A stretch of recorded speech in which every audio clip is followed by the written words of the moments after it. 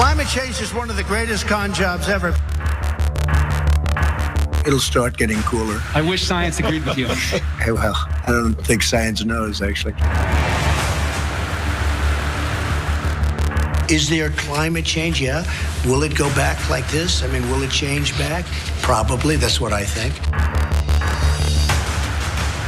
In my opinion, you have a thing called weather, and you go up and you go down. Seeing this devastation, though, change your opinion at all on climate change, Mr. President? No. Climate change is one of the greatest con jobs ever.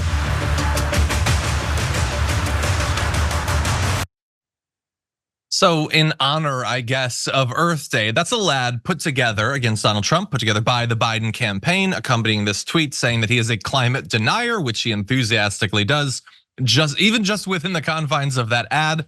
And in that tweet, they point out that the Project 2025 agenda will destroy much of what Joe Biden has attempted to do to help the climate and help our environment as president.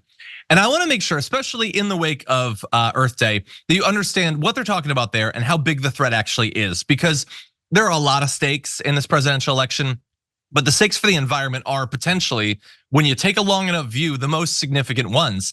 And they're not just flippantly referencing Project 2025 there, which, if you're not familiar with it, by the way, is a group of ideologues who've come together because they apparently feel that Donald Trump was not successful enough at accomplishing his goals in his first term, and they want to make sure that he has a platform to hit the ground running with.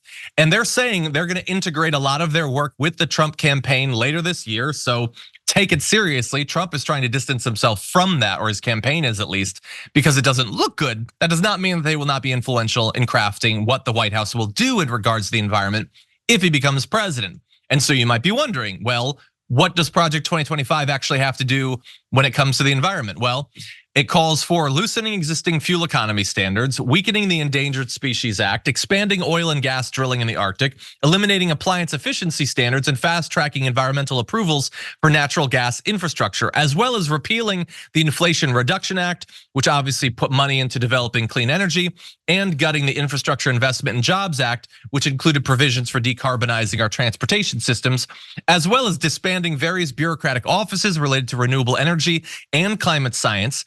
With them saying in the document, government should not be picking winners and losers in dealing with energy resources or commercial technology, which means in practice, we should not be regulating to make appliances and energy more efficient. We should not be subsidizing new forms of energy like solar and wind.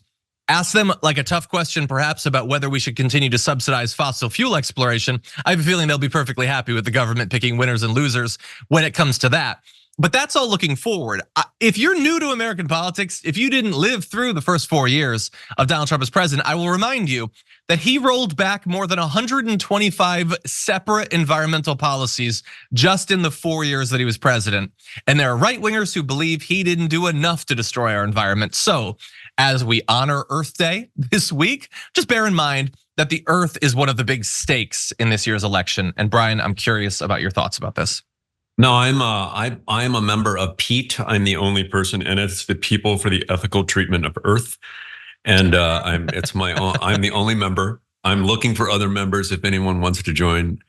I mean, it's just like all tracks. This is, anything ethical is pit and then conflict with stuff that is commercial, and I watch it in all aspects of our society, in journalism, and I see it in environmentalism, but there's just this giant tribe of folks who hate global warming and don't listen to scientists, and it's the death of science, the death of expertise, the death of facts.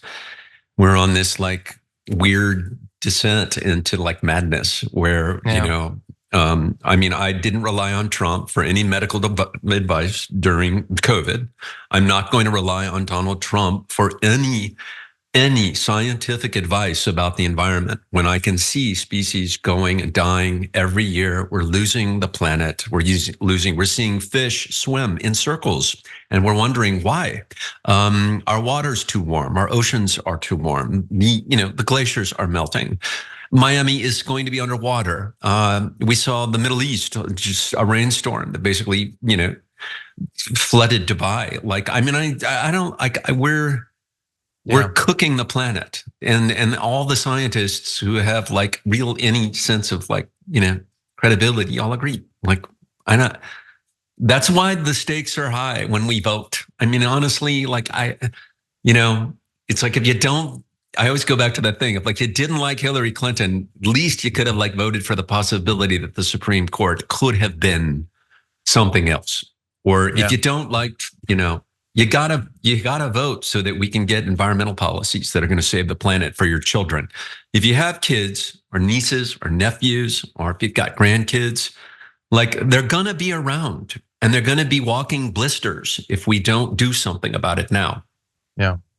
Yeah, you're 100% right. And you referenced, the Supreme Court, like they killed Roe v. Wade. This is not all hypothetical. Like these stakes are real when it comes to the environment. It's real. 125 environmental policies killed on the one hand with Trump becoming president. With Biden becoming president, he's done some stuff for the environment. Not as much as I would have him do. But the delta between the positive stuff he's done and what Trump did to set us back is massive.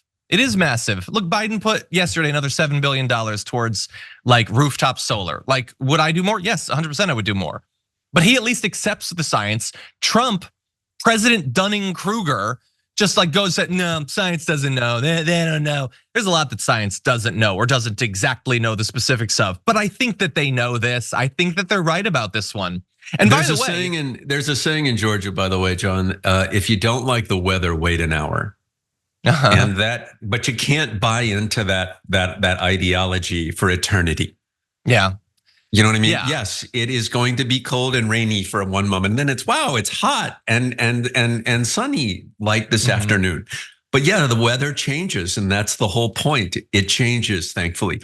But one day the weather's not going to change. It's never going to change. It's always going to be hot and warm. And that's a problem. Well, yeah, and the issue is that, and to give a slightly more nuanced version of the like frog in a pot thing, like the weather does change. It's high and then it's low, and then it's high and it's low, and you go over time and you notice those differences, but you don't notice that the highs and lows get higher until the low is higher than the high used to be. Like that's the issue. And when you have Donald Trump, who's his policies for dealing with extreme weather are like, let's nuke that hurricane, or I'll draw with a Sharpie. That's how you answer it. By the way, you referenced the pandemic. It is the 4-year anniversary of Donald Trump giving a press conference where he said, maybe we can look into injecting bleach into our bodies. Like again, when it comes to the science, I'm not saying that Biden's a professor or whatever, but Donald Trump is the exact opposite of whatever that is. That was 4 years ago today? It was 4 years ago today, yeah. Oh, it was April 23rd, 2020. Yeah, 4 years ago today. Wow. And 4 years later, apparently it's still hypothetical, and no clinical trials have been attempted. Which is unfortunate. It really has. At least someone at the CDC could have tested the hypothesis of injecting bleach into your bloodstream, or the lights, or the infrared, or the ultraviolet, right? Swallowing a light or something. I don't know. Exactly. Well, you shine the flashlight down the mouth, hold it for 60 seconds. Anyway.